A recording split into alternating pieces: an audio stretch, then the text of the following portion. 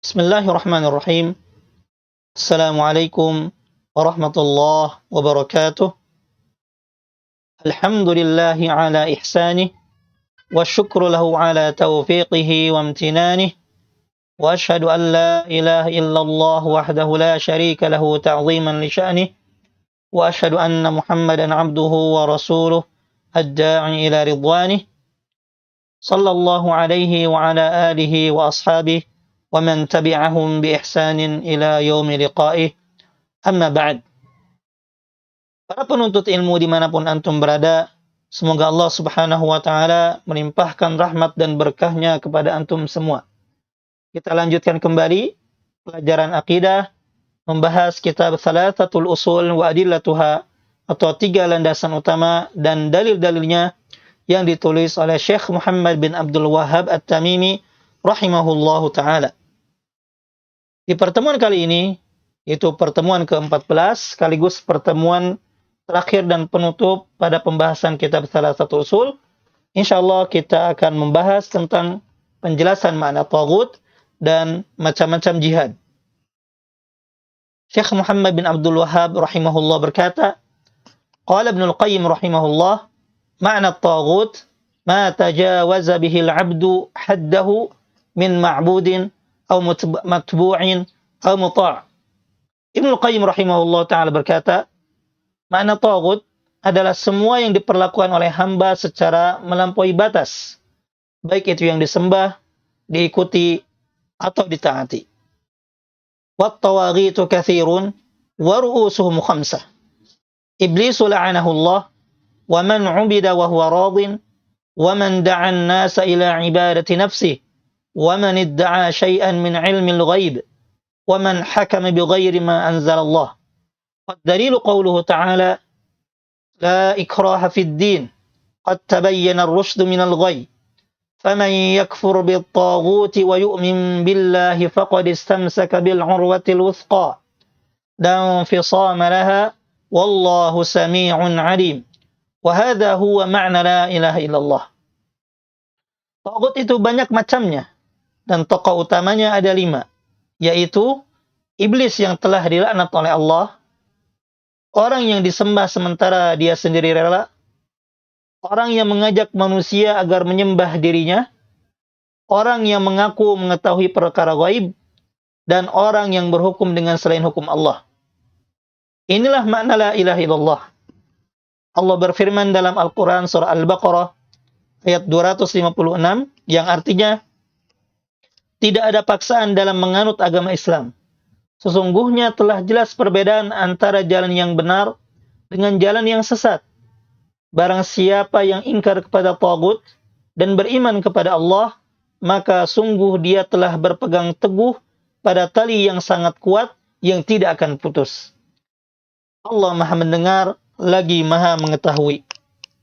Penjelasannya, makna taghut sebagaimana dijelaskan oleh Ibnul Qayyim rahimahullah ta'ala adalah segala sesuatu yang diperlakukan oleh manusia secara melampaui batas, baik itu disembah seperti bebatuan dan pepohonan, atau diikuti seperti ulama su, yaitu ulama-ulama buruk, atau ditaati seperti para pemimpin yang tidak menaati Allah.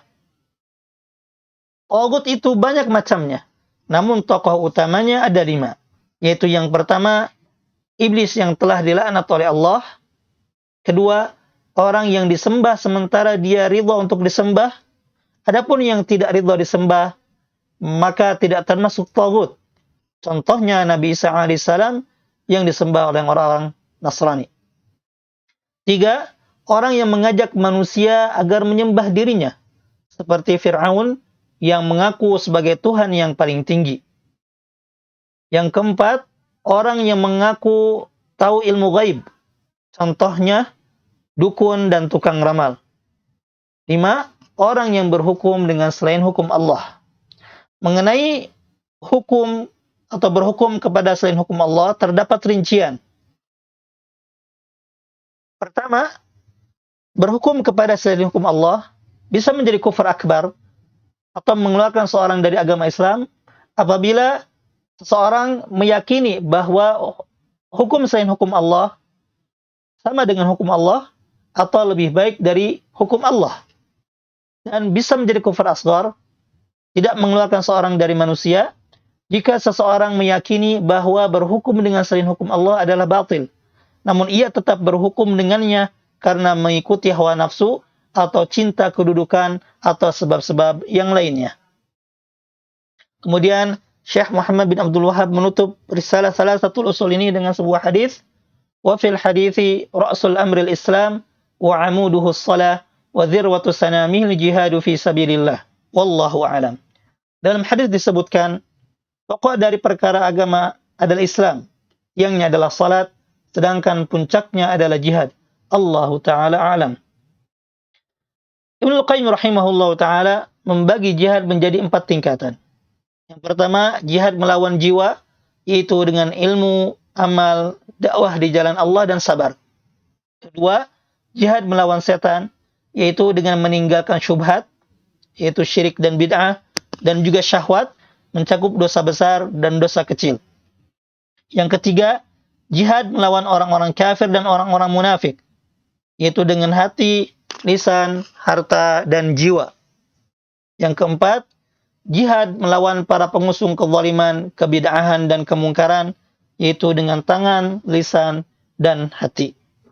Sebagai penutup, wajib bagi setiap orang yang berakal untuk menaruh perhatian khusus dan mempelajari juga mengulang-ulang kitab Thalathatul Usul ini.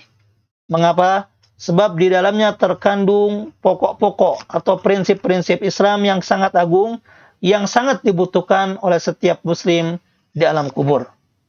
Akhirnya, hadza wallahu alam wa sallallahu ala Muhammadin wa ala alihi wa sahbihi wasallam. Demikianlah, Allahu alam, hanya Allah yang lebih tahu. Semoga salawat dan salam semoga tetap tercurah kepada Nabi Muhammad beserta keluarga dan para sahabatnya. Semoga bermanfaat. Subhanaka Allahumma bihamdik, asyhadu an la ilaha illa anta, astaghfiruka wa atubu ilaik. Wa akhiru da'wan alhamdulillahi rabbil alamin. Assalamualaikum warahmatullahi wabarakatuh.